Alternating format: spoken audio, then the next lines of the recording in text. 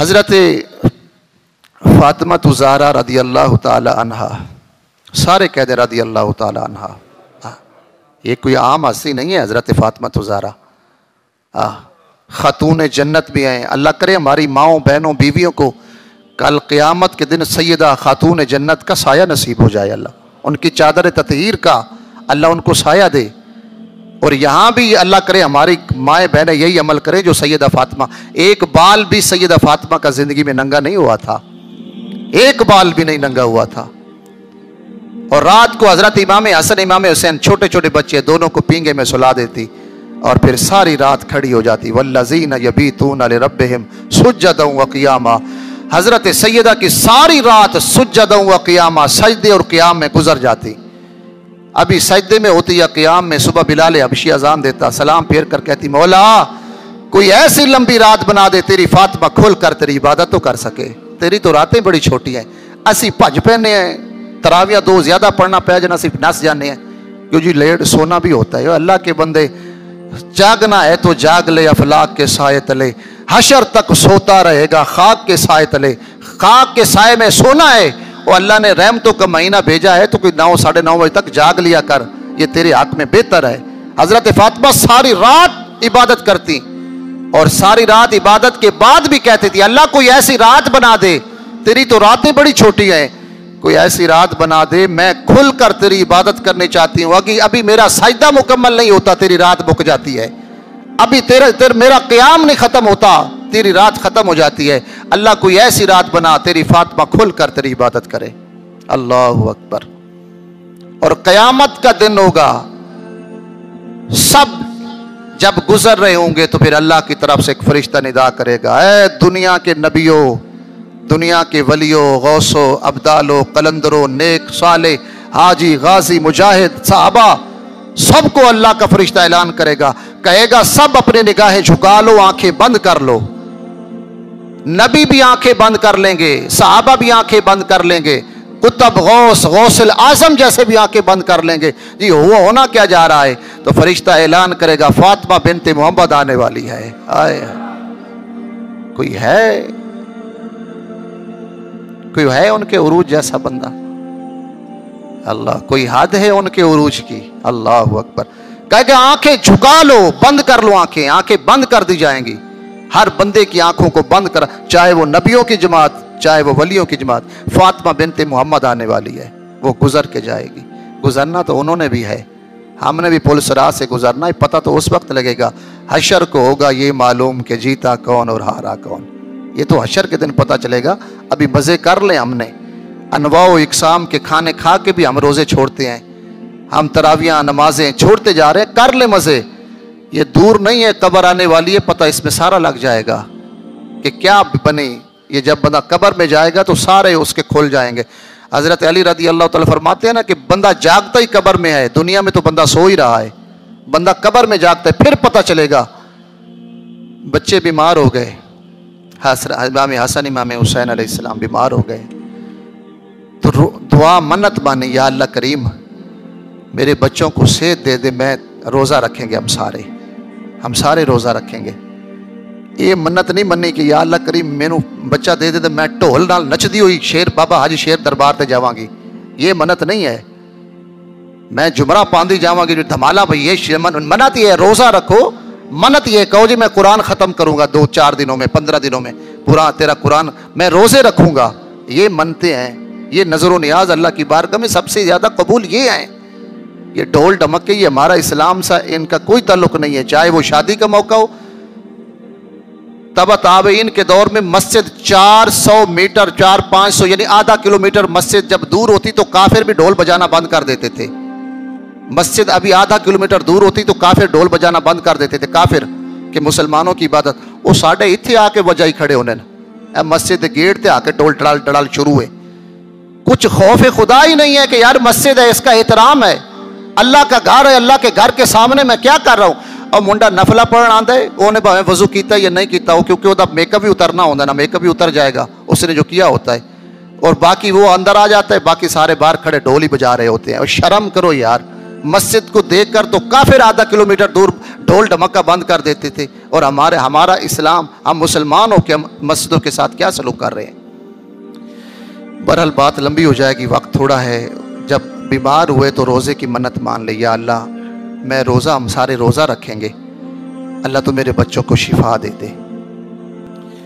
2-4 دنوں کے بعد حضرت امام حسن، امام حسین سارے یہ ٹھیک ہو گئے، تو حضرت علی رضی اللہ تعالیٰ عنہ کو کہا کہ میں نے منت مانی تھی، ہم سب روزہ رکھیں گے۔ انہوں نے کہا جی گھر میں تو کچھ ہے نہیں، سحری کے لیے بھی کچھ نہیں ہے، تو کہا جو چلو میں مزدوری کر کے آتا ہوں۔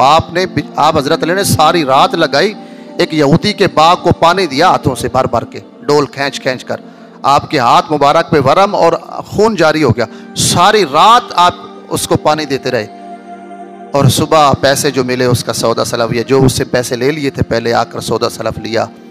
صبح سحری کرنے کے بعد شام کو جب افطاری کا وقت آیا تو 4 روٹیاں تھیں، ایک روٹی حضرت امام حسن کے لیے، ایک حسین علیہ السلام کے لیے، ایک حضرت علی کے لیے، ایک اپنے لیے رکھ لی۔ اور اپنے لیے بھی جو روٹی رکھی نا حضرت بی فاطمہ الزہرا سلام اللہ علیہ نے، جو ان میں سے بھی آدھی آپ نے جو نا سائڈ پہ رکھ لی۔ تو حضرت امام نے پوچھا، حضرت امام علی نے پوچھا کہ یہ آدھی روٹی کس تمہیں بھوک نہیں لگی؟ کہا بھوک تو ہے، پتہ نہیں میرے بابا جانے کو بھی روٹی ملی ہے کہ نہیں ملی، میرے والد صاحب کو بھی روٹی ملی ہے کہ نہیں ملی، تو میں چاہتی ہوں میں یہ آدھی روٹی اپنے والد صاحب کے لیے، امام الانبیاء ہیں، نبیوں کے سرتاج ہیں، نبیوں کے سرور ہیں، کائنات کے بادشاہ ہیں، دونوں جہاں کے بادشاہ ہیں، مگر فقر کتنا ہے، فرمایا بیٹی کری پتہ نہیں میرے ابا جی کو بھی روٹی ملی ہے کہ نہیں۔ جب وہاں گئے نا تو حضور مغرب کی نماز پڑھانے کے بعد جب آئے تو حضرت فاطمہ دروازے کے قریب ہی کھڑی تھی۔ آپ نے آ کر سلام کیا، اور حضور کی یہ سنت مبارکہ ہے، حضور کے گھر میں جب فاطمہ طیبہ طاہرہ جب تشریف لاتی تو میرا نبی اٹھ کے استقبال بھی کرتے ہیں اور اپنی بیٹی کا ماتھا بھی چومتے تھے، حضور صلی اللہ علیہ وسلم کی سنت مبارکہ۔ اس کے بعد کہا جی بیٹی کیسے آنا ہوا اس وقت؟ ابا جی روٹی بنائی تھی، آدھی روٹی میں نے کھا لی ہے اور آدھی روٹی میں آپ کے لیے، پھر پتہ نہیں آپ کو روٹی ملی ہے کہ نہیں ملی، اس لیے میں آپ کے لیے لے آئی ہوں۔ تو حضور رو پڑے کہ فاطمہ پتر گل تو تیری ٹھیک ہے، آج 4 دن ہو گئے تیرے ابے دے پیٹ ایک لقمہ بھی نہیں گیا، ایک لقمہ بھی نہیں، سوائے پانی دے میں کچھ نہیں کھا پی رہا۔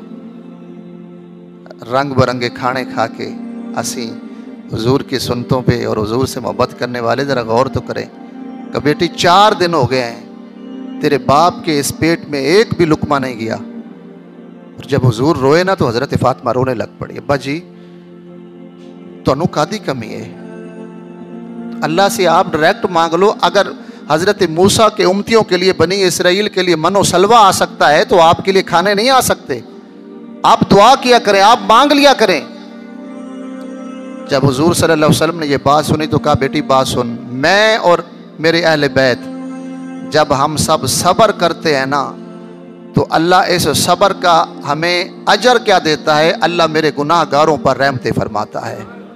ہائے ہائے ہائے ہائے، پھر بھی بات گناہ گاروں پہ آ گئی، پھر بھی بات اپنے امت کے گناہ گاروں پر ختم ہوئی۔ کہا جی میں اور آپ میرے اہل بیت جب ہم صبر کرتے ہیں نا، اس صبر کا اجر اللہ یہ دیتا ہے کہ اللہ میری امت کے گناہ گاروں پر رحمتوں کا نزول کرتا ہے، اللہ ان کو معاف کرتا ہے۔ تو میرے بھائی، میرے دوست، میں آپ سے اپیل کرتا ہوں میرے دوستوں، خدا کے لیے دین کی طرف واپس آؤ، حضور سے محبت کرو۔ اللہ کی قسم جب حضور سے محبت کرو گے تو آپ کو نماز میں لطف آئے گا، آپ کو درود پڑھنے میں لطف آئے گا، آپ کو قرآن پڑھنے میں مزہ آئے گا۔ ہم کیوں نہیں دل لگتا ہمارا قرآن میں؟ دل تو ہمارا فلموں، ڈراموں اور پتہ نہیں کس کس چیزوں میں پھنسا ہوتا ہے، تو ہمیں قرآن کیا مزہ دے گا؟ تو میرے بھائی جب آپ آئیں گے نا، جب حضور صلی اللہ علیہ وسلم کی وفاؤں کو یاد کریں گے کہ میرے نبی نے ہم سے کتنی وفائیں کی ہیں، کیا میں روزہ ہی نہیں رکھ سکتا؟ کیا میں 100 مرتبہ درود ہی نہیں پڑھ سکتا اس نبی پر جو میری خاطر غاروں میں، راتوں میں روتے رہے؟ اور یہاں تک کہ حضور صلی اللہ علیہ وسلم نے ارشاد فرمایا حیاتی خیر لکم و مماتی خیر لکم، میرے نبی نے ارشاد فرمایا میری زندگی بھی تمہارے لیے بہتر ہے، میری موت بھی تمہارے لیے بہتر ہے۔ صحابہ کرام نے عرض کی یا رسول اللہ موت کیسے؟ میرے نبی صلی اللہ علیہ وسلم نے ارشاد فرمایا جب اس دنیا فانی سے میں دار حق کی طرف چلا جاؤں گا، میرے ہر امتی کے اعمال مجھے قبر میں پیش کیے جائیں گے۔ ہائے ہائے ہائے، ہر امتی کے اعمال۔ فرمایا جن کے اعمال اچھے ہوں گے میں ان پہ خوش ہوں گا، میں دعائیں دوں گا، اور جن کے برے اعمال ہوں گے مجھے تکلیف پہنچے گی لیکن میں ان کے لیے دعائیں بھی کرتا رہوں گا۔ اس لیے فرمایا میری زندگی بھی تمہارے لیے بہتر ہے، میری موت بھی تمہارے لیے بہتر ہے، یہ دونوں چیزیں ہمارے لیے بہتر۔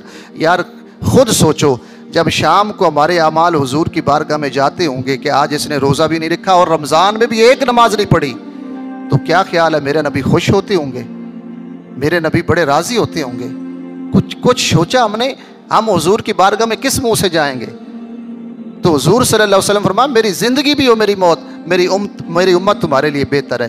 میں تمہیں جب نیک اعمال کرتے دیکھتا ہوں تو میں خوش ہوتا ہوں، ایسے ہی میری قبر میں تمہارے احوال پہنچائے جائیں گے، تمہارا نام آئے گا، اس نے آج ایک نماز بھی نہیں پڑھی، اس نے آج 5 پڑھی ہیں، اس نے تراویح بھی پڑھی ہے، اس نے درود بھی پڑھا، اور میں ایسے جب لوگ آئیں گے میں خوش ہو جاؤں گا، میں ان کے لیے اور دعائیں کروں گا، میں خوش، کیونکہ نماز میری آنکھوں کی ٹھنڈک ہے۔ اور فرمایا جب یہ آئے گا کہ اس نے آج کچھ نہیں کیا، دیہاڑی میں برباد کر دی، چغلیوں میں، غیبتوں میں، لچ لفنگوں کی پارٹی میں بیٹھ کر اس نے تباہی برباد کر دی اپنی زندگی کے یہ قیمتی لمحات۔ حضور فرماتے ہیں مجھے تکلیف تو ہوگی، میرا دل دکھے گا، لیکن میں تمہارے لیے دعائیں بھی کروں گا۔ اللہ اس کو ہدایت بھی عطا کرے، آمین آمین آمین۔ وآخر دعوانا الحمدللہ رب العالمین۔